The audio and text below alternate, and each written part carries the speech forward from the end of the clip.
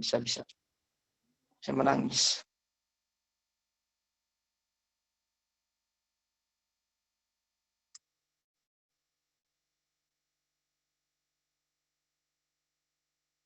Cok mulai.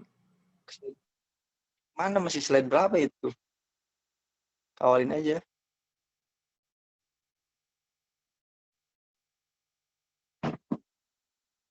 Bismillahirrahmanirrahim. Assalamualaikum warahmatullahi wabarakatuh. Di sini saya Muhammad Hairul Habibi, Salsabila Aljannah, dan Dinda Sulistiana akan mempresentasikan tentang etika dasar dari mata kuliah Konsep Dasar Pendidikan Moral. Secara etimologi, etika berasal dari bahasa Yunani, yaitu ethos, yang berarti watak, adat, ataupun kesusilaan. Jadi, etika pada dasarnya dapat diartikan sebagai suatu kesediaan jiwa seseorang untuk senantiasa patuh kepada seperangkat aturan-aturan kesusilaan. Etika lebih banyak berangkat dengan prinsip-prinsip dasar pembenaran dalam hubungan dengan tingkah laku manusia. Suseno menuliskan dalam bukunya bahwa etika perlu dibedakan dengan ajaran moral.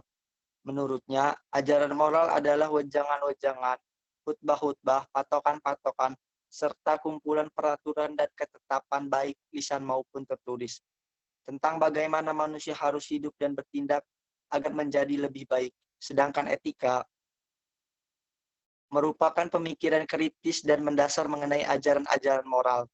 Etika dan moral juga tidak berada di satu tingkat yang sama.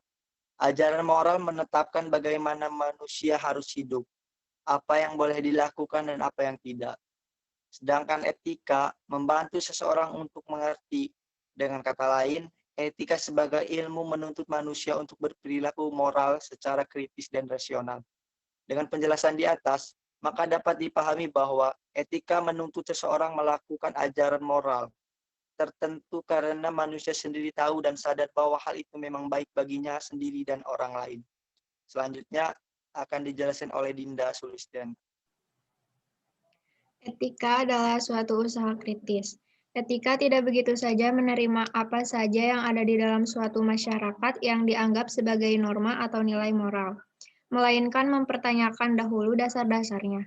Ketika mempertanyakan segalanya, mengapa dapat terjadi dan mengapa itu harus terjadi, oleh sebab itu, etika dapat dikatakan sebagai suatu argumentatif dan rasional dalam arti bahwa etika tidak mengajukan perintah-perintah dan larangan-larangan, melainkan selalu mencari argumentasi.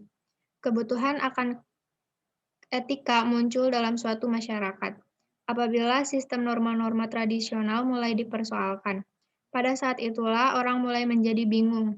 Manusia tidak lagi tahu dengan pasti pada ukuran mana dapat menilai sikap dan tindakannya. Pada zaman sekarang, situasi seluruh masyarakat sudah berubah secara radikal. Hampir tidak ada lagi orang yang hidup dalam lingkungan yang sedemikian utuh, sehingga manusia dapat begitu saja mengikuti suatu sistem moral tertentu. Disintegrasi sosial, individualisasi, serta jangkauan pilihan kemungkinan hidup bagi individu sudah sedemikian berkembang sehingga orientasi moral semakin sulit. Prinsip-prinsip moral. Yang pertama, prinsip baik. Kesadaran inti utilitarisme adalah jangan merugikan siapa saja. Jadi bahwa sikap yang dituntut dari kita sebagai dasar dalam hubungan dengan siapa saja adalah sikap positif yang baik. Yang kedua ada prinsip keadilan. Adil pada hakikatnya adalah bahwa kita memberikan kepada siapa saja yang menjadi haknya. Secara singkat, keadilan menuntut agar kita jangan mau mencapai tujuan-tujuan termasuk yang baik dengan melanggar hak orang lain. Dan yang ketiga, prinsip hormat terhadap diri sendiri. Prinsip inilah yang menuntut agar orang tidak memberikan diri disalahgunakan. Ia mengatakan bahwa manusia wajib untuk memperlakukan diri sebagai sesuatu yang bernilai pada dirinya sendiri. Selanjutnya akan dijelaskan oleh Salsabila Aljannah. Hubungan antara ketiganya adalah bahwa prinsip keadilan dan hormat pada diri sendiri merupakan syarat pelaksanaan sikap baik, sedangkan sikap baik menjadi dasar mengapa seseorang bersedia untuk bersikap adil.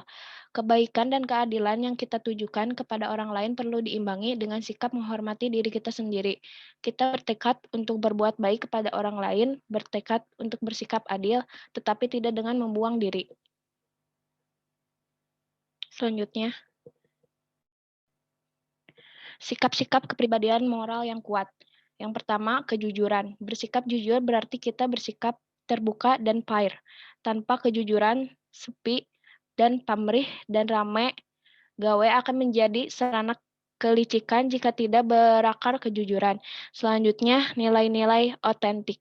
Manusia yang menghayati dan menunjukkan diri sesuai keasliannya dengan kepribadian yang sebenarnya, bukan orang jiplakan. Selanjutnya, kebersediaan bertanggung jawab. Bertanggung jawab termasuk kesediaan untuk diminta, untuk memberikan pertanggungjawaban atas tindakan-tindakan kita, atas pelaksanaan tugas dan kewajiban.